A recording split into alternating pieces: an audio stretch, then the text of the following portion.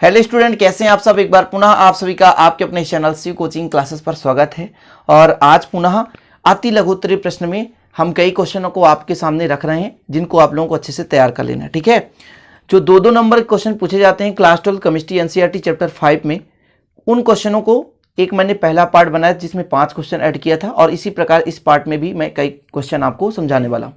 तो ध्यान रखिएगा, अच्छे से इनको समझना है, क्योंकि ये 2 नंबर में क्वेश्चन पूछे जाते हैं। तो चलिए आज का वीडियो स्टार्ट करते हैं। लेकिन यदि वीडियो से पहले यदि आपको अच्छा लगे प्लीज लाइक जरूर कर देना, दोस्तों के साथ शेयर कर देना, नए हैं तो चैनल को सब्सक्राइब कर बेल आइकन भी प्रेस कर लेना। पहला क्वेश्चन है स्टूडेंट, देख सकते हैं, समांगी तथा विषमांगी उत्प्रेरण को उदाहरण देकर समझाइए। सबसे पहले मैंने आपको थोड़ा सा समझा देना चाहता हूं उत्प्रेरण क्या है। देखिए, उत्प्रेरण को समझने के पहले उत्प्रेरक भी समझना है। उत्प्रेरक किसे कहते हैं? ऐसे पदार्थ जो रासायनिक अपक्रिया की दर को घटा या बढ़ा देते हैं, उत्प्रेरक कहलाते हैं। और यह जो क्रिया विधि स्टूडेंट, वो कहलाता है उत्प्रेरण। समझ गए होंगे, कोई भी पदार्थ जो रासायनिक अपक्रिया की दर को घटा या बढ़ा दे उसे उत्प्रेरक कहते हैं, और इसमें जो घटना होती है मेरे प्यारे भाइयों, उसे कहते हैं उत्प्रेरण। क्लियर? ऐसे पदार्थ जो रासायनिक अपक्रिया की दर को घटा या बढ़ा दे उसे हम उत्प्रेरक कहते हैं, और इसमें होने वाली क्रिया स्टूडेंट उत्प्रेरण कहलाता है। और उत्प्रेरण का प्रकार है समांगी और विषमांगी उत्प्रेरण। समांगी मतलब सभी समान, विषमांगी मतलब कुछ न कुछ असमान होने चाहिए। अर्थ से ही, मतलब शब्द से ही अर्थ आप निकालें और परिभाषा बना लें कि ऐसे रासायनिक अपक्रियाएं जिसमें अभिकारक, उत्पाद और जो उत्प्रेरक हैं सभी एक ही माध्यम में हो। समझ रहे हैं? जैसे आप ले रहे हैं कोई भी पदार्थ, है ना, वो गैस हो, उत्प्रेरक भी उसमें गैस हो और बनने वाला उत्पाद भी गैस हो स्टूडेंट, तो वो क्या कहलाता है? समांगी उत्प्रेरण। मतलब उसमें जो क्रिया विधि हो रही है, अब क्रिया में जो क्रिया विधि हो रही है उसे हम कहते हैं समांगी उत्प्रेरण। एग्जाम्पल के तौर पे यहाँ पर ले लूँ सल्फर डाइऑक्साइड। सल्फर डाइऑक्साइड को आप ऑक्सीजन के साथ क्रिया कराओ, ये भी गैस है, ये भी गैस है, और यहाँ पर NO है, ठीक है, ये भी गैस है, बनाता है SO3, ये भी गैस है। तो यहाँ पर अभिकारक, उत्प्रेरक और स्टूडेंट जो आपका उत्पाद है ना, तीनों के तीनों गैस हैं, एक ही प्रकार के माध्यम है, इसलिए इसे हम कहेंगे समांगी उत्प्रेरण। बैलेंसिंग करा रहे हैं इसलिए इधर 2 का मल्टीप्लाई कर दिए। तो वे रासायनिक अपक्रियाएं जिनमें क्रियाकारक पदार्थ और उत्प्रेरक एक ही प्रवस्था में हों उन्हें हम समांगी उत्प्रेरण अपक्रियाएं कहते हैं। सिंपल, समझ गए? 2 नंबर क्वेश्चन पूछा जाएगा, समांगी उत्प्रेरण और विषमांगी उत्प्रेरण। आगे देखें विषमांगी उत्प्रेरण, तो मैंने बताया कि विषमांगी में क्या होगा स्टूडेंट? अलग हो जाएगा। समांगी में क्या है? समान, और विषमांगी में अलग। तो देख सकते हैं यहाँ पर कि जब क्रियाकारक पदार्थ और उत्प्रेरक की प्रवस्थाएं अलग अलग हों, ऐसे उत्प्रेरण विषमांगी उत्प्रेरण कहलाते हैं। एग्जाम्पल के तौर पर अमोनिया बनाने की हैबर विधि में जो Fe आयरन है वो ठोस है, और Mn यानी मैंगनीज ठोस होते हैं, जो कि उत्प्रेरक की भांति काम करते हैं। तो ये ठोस हैं, जबकि यहाँ पर नाइट्रोजन गैस है, हाइड्रोजन गैस है, और अमोनिया भी जो बनता हो गैस है। तो देखिए, सभी यदि एक ही प्रकार की प्रवस्था होते हैं स्टूडेंट, तो ये कहलाता है समांगी उत्प्रेरण। लेकिन इसमें जो उत्प्रेरक लिया गया वो ठोस है, इसलिए विषमांगी उत्प्रेरण कहला गया। तो पहला क्वेश्चन कैसा लगा? आशा करता हूँ कि बिल्कुल सिंपल तरीके से समझ गए होंगे। समांगी उत्प्रेरण मतलब जिनमें सभी प्रकार के जो प्रोडक्ट हैं, मतलब आपके पास जो रिएक्टेंट हैं या आपके पास जो उत्प्रेरक है, सभी एक ही माध्यम, तो समांगी, और जब अलग अलग माध्यम तो विषमांगी। सिंपल, समझ गए होंगे। चलिए अब आपको दूसरा महत्वपूर्ण क्वेश्चन समझाने वाला हूं।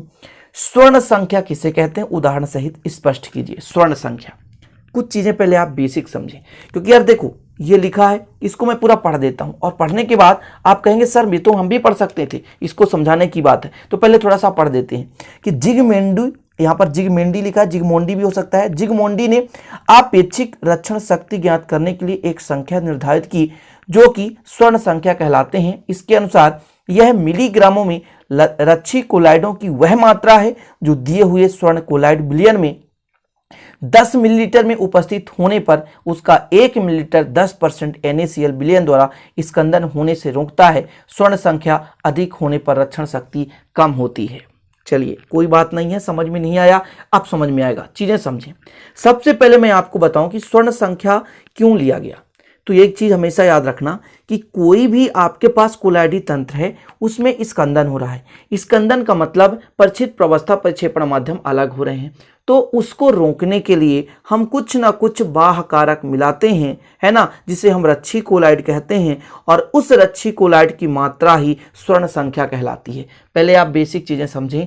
किसी भी अभिक्रिया में स्कंदन को हम रोकना चाहते हैं, स्कंदन को रोकने के लिए स्टूडेंट हम कुछ ना कुछ विद्युत अपघट्ट मिलाएंगे या कुछ ना कुछ रच्छी कोलाइड मिलाएंगे, और उसी रच्छी कोलाइड की संख्या स्टूडेंट स्वर्ण संख्या कहलाती है। कुल मिलाकर स्कंदन की क्रिया रोकने के लिए जो आवश्यक रच्छी कोलाइडों की संख्या है स्टूडेंट, वही स्वर्ण संख्या कहलाती है। सिंपल तरीका, इसको सबसे पहले जिग्मोंडी ने ही बताया था, इसलिए जिग्मोंडी के आधार पर इसकी परिभाषा को अपन समझ रहे हैं। अब देखिए यहां पर लिखा गया क्या गया है कि रच्छी कोलाइडों की वह मात्रा, यानी मात्रा है जो कि दी हुई है स्वर्ण कोलाइड, मतलब दिया हुआ कोई भी आपका कोलाइड विलयन है जिसमें कि 10 मिलीलीटर में उपस्थित, यानी 10 ml में उपस्थित है, उसका 1 ml NaCl विलयन द्वारा स्कंदन होने से रोकता है। मतलब एक मात्रा है जो कि 10% NaCl विलयन द्वारा वो स्कंदित होता है, इस क्रिया को रोकता है।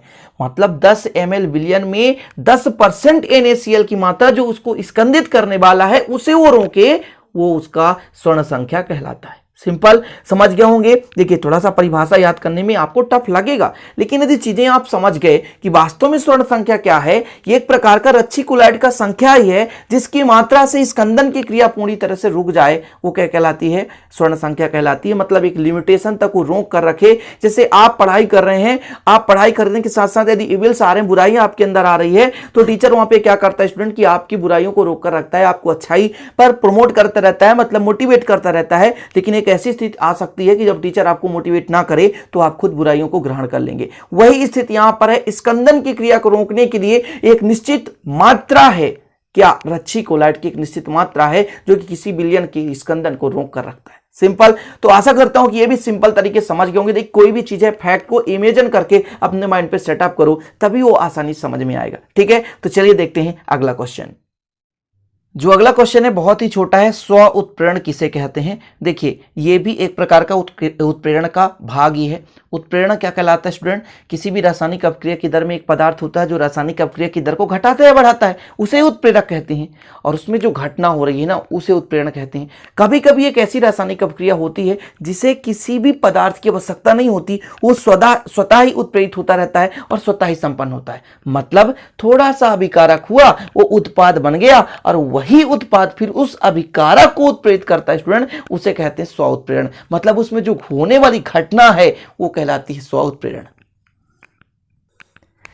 तो इसको यहां पर देखिए, जब क्रिया से उत्पन्न पदार्थों में से कोई पदार्थ उत्प्रेरक का कार्य करने लगता है तो वह स्व उत्प्रेरक कहलाता है, और यह अभिक्रिया में जो होने वाली घटना है स्व उत्प्रेरण कहलाती है। थोड़ा सा इसको मेंटेन कर लीजिएगा। जैसा कि मैं बता रहा हूं कि कोई भी अभिक्रिया है उसमें पहले आपका क्या बनता है स्टूडेंट, उत्पाद बनता है, और वही उत्पाद जब उत्प्रेरक की भांति काम करने लगता है और फिर इसमें जो घटना होती है उसे स्व उत्प्रेरण कहते हैं। सिंपल तरीका, ये तो बिल्कुल सिंपल है यार, बन ही जाना चाहिए, क्योंकि स्व उत्प्रेरण है क्या, स्वयं उत्प्रेरित होने लग जाए।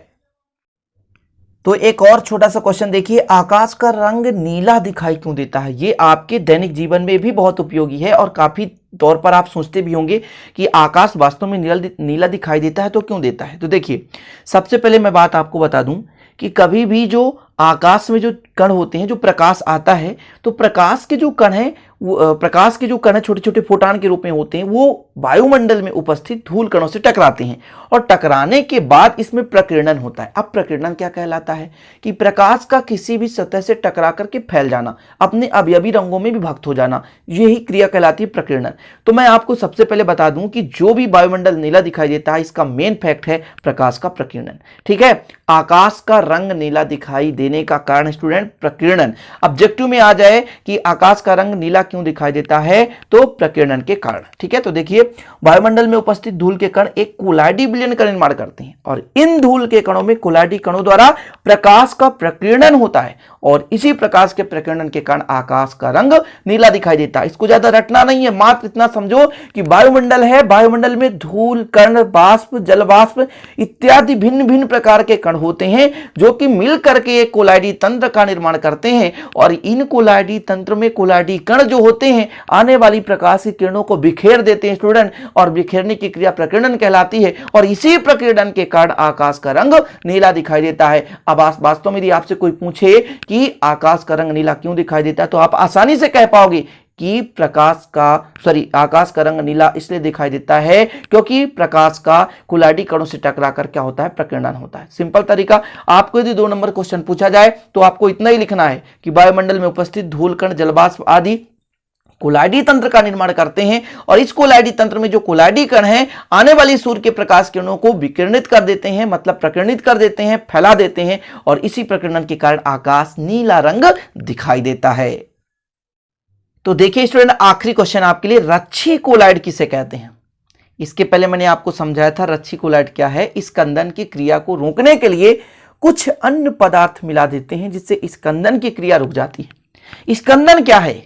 कोई भी कोलाइडी तंत्र है वो 2 चीजों से मिलकर बना होता है, एक तो परिचित प्रवस्था और दूसरा परिक्षेपण माध्यम।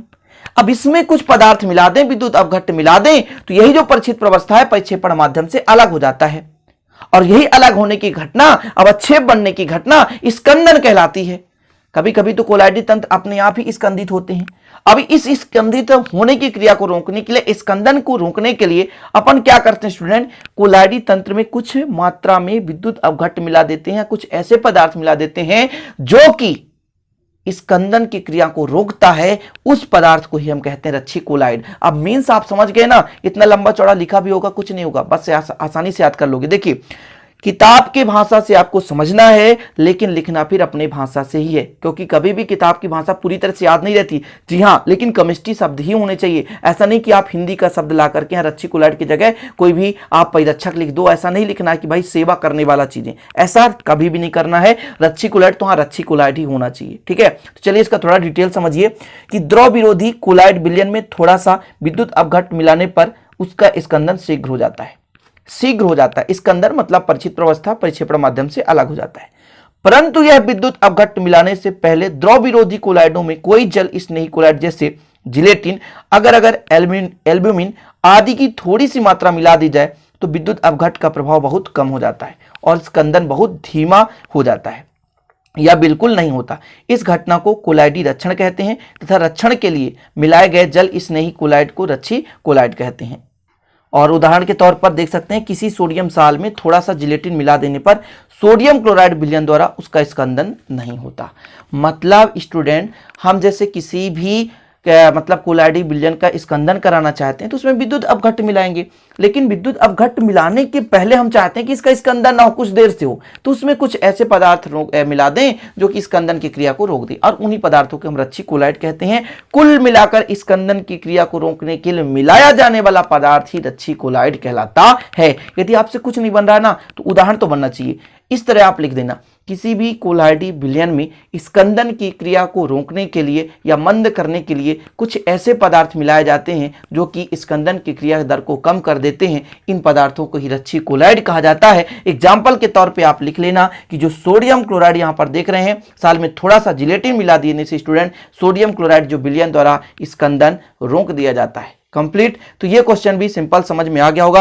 और छोटे छोटे कई क्वेश्चन स्टूडेंट, लेकिन जो महत्वपूर्ण क्वेश्चन है जो एग्जाम में आ सकते हैं, ऐसे क्वेश्चनों को मैंने सीरीज बनाया है और इसके पहले भी एक वीडियो अपलोड किया था जिसमें मैंने 5 क्वेश्चन कराया था, और आज आप देख चुके हैं जितने क्वेश्चन कराया। तो आशा करता हूं कि ये सारे क्वेश्चन आपको समझ में आ गए होंगे। भले ही थ्योरिकल है स्टूडेंट, लेकिन यदि आप अच्छे से समझे होंगे, एक बार में समझ में नहीं आता, 2 बार में समझे, 3 बार में समझे, यदि आप 1 से बार 2 बार 3 बार देखेंगे तो उतना ही क्लियर होता जाएगा। ठीक है, तो चलते हैं स्टूडेंट। अच्छा लगे तो लाइक कर देना, दोस्तों के साथ शेयर कर देना, नए हैं तो चैनल को सब्सक्राइब कर बेल आइकन भी प्रेस कर लेना। मिलते हैं अगले वीडियो में, तब तक के लिए जय हिंद, वंदे मातरम।